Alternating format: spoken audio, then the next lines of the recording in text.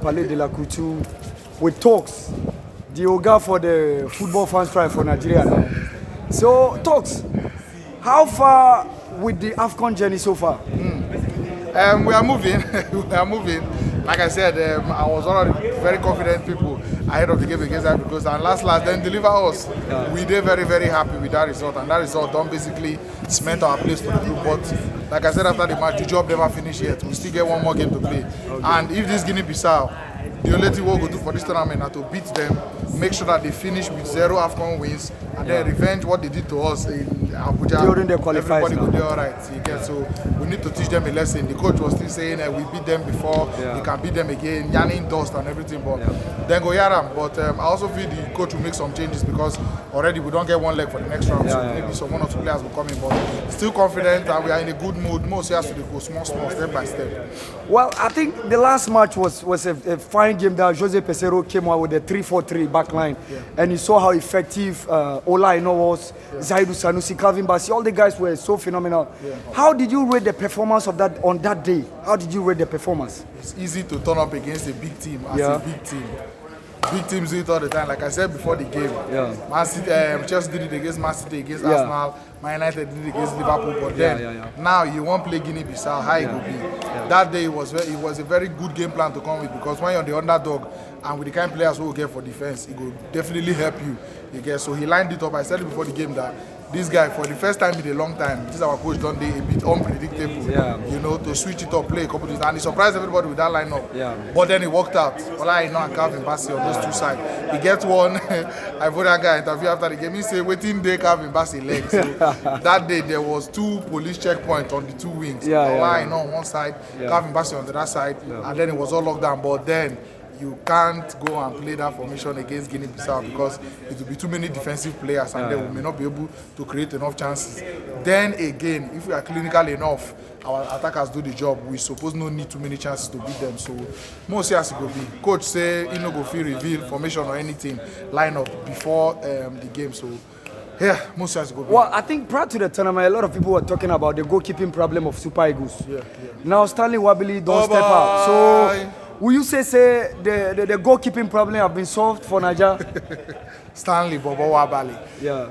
For the first time in also a long time, the Super Eagles fans will come out and talk, say, because of our goalkeeper, we get points. Or because of our goalkeeper, we win the match, because there was a good shot that Seko Fofana took in the first half. Also, there was a ball that Zaidu Sanusi made a mistake, and then the ball now fell to the striker. He came out, rushed the ball, and made another good save. That gave us the impetus to score 1 goal and win the game. So, Stanley Wabali, for now, too soon to talk. We'll make Mo calm down. He also said we shouldn't be waiting for his mistake, that we should not be supporting him. So, God has given him a good game so far. Let God not take it away. So, we pray for the best. But so far, he has been very good. And let's see if we have the tournament, let's say 4 to 5 games, to look at as a block of distinct games to use to judge him so far. But so far, I mean, 100% in the try, in the deliver. Well, I'm sure say Super Eagles won't top the group, so make them stay for a year now. Where they go? We go top the group. We go top the group. I see the confidence we go beat Guinea-Bissau. So, score prediction for tomorrow. We'll beat Guinea-Bissau 3-0. Okay. 3-0. That's good. Godfrey. Don't forget my phone. Well, here at Palais de la Couture, the media center, we just finished the pre-match conference between the Super Eagles of Nigeria when they play against the Jortus of Guinea-Bissau. Mind you, Guinea-Bissau are already out of the competition, so it's just mere match of formality. Godfrey, from the last game, how did you rate the performance of Super Eagles? Massive.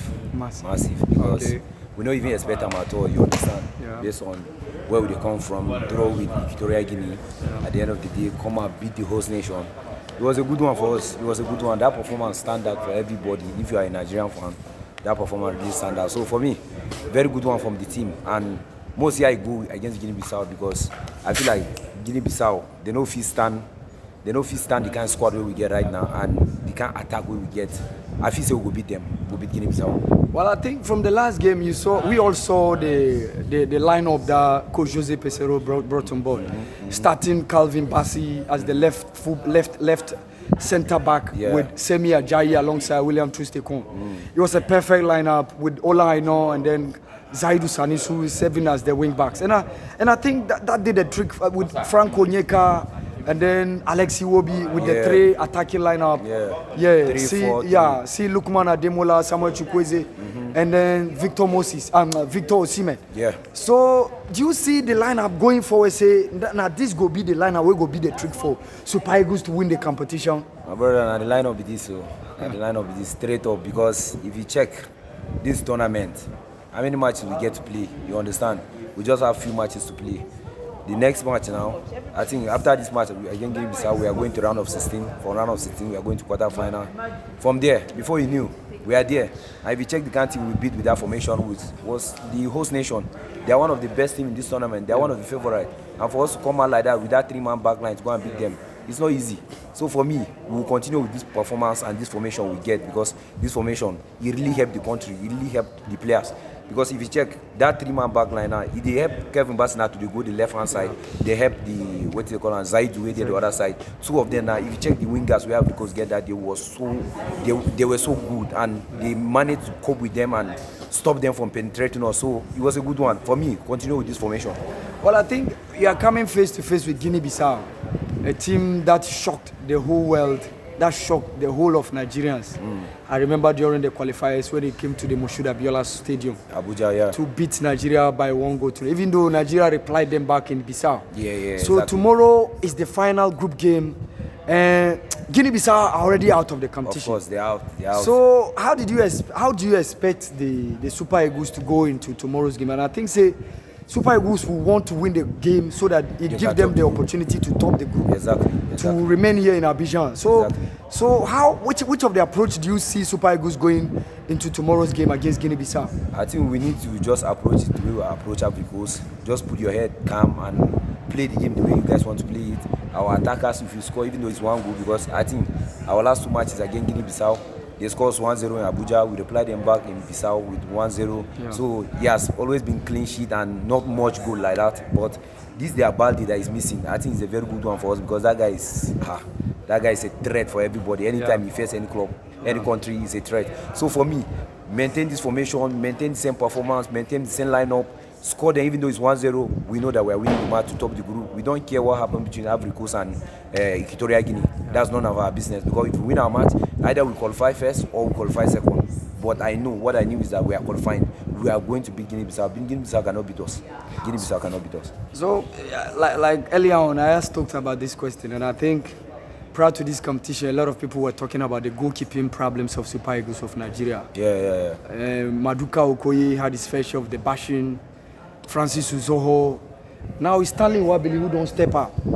And I think he gave an incredible performance during that game against both Equatorial Guinea and Ivory Coast. Yeah. Would you say the goalkeeping problem of the Super Eagles have been solved? I cannot say he has been solved for now. I need to give him more game time and everything to see how the guy will perform. But so far, he's looking good, because if you check the last game we played against Equatorial Guinea, he don't have any shot to face. He faced only 1 shot, I think, which is the goal that they scored him. And he don't have anything to do. Against Ivory Coast, he faced so many shots and he makes some saves. So for me, this is just 2 games. We cannot just judge him with 2 games.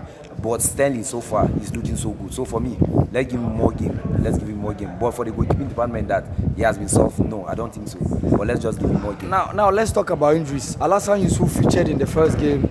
He got injured in the process. He was not being part of that game against Ivory Coast. Yeah. So do you see him getting recovery to be part of the competition and it's ongoing till till? Yes, we really need him, because he's someone that is stable that midfield. For the first game we play with Equatorial Guinea.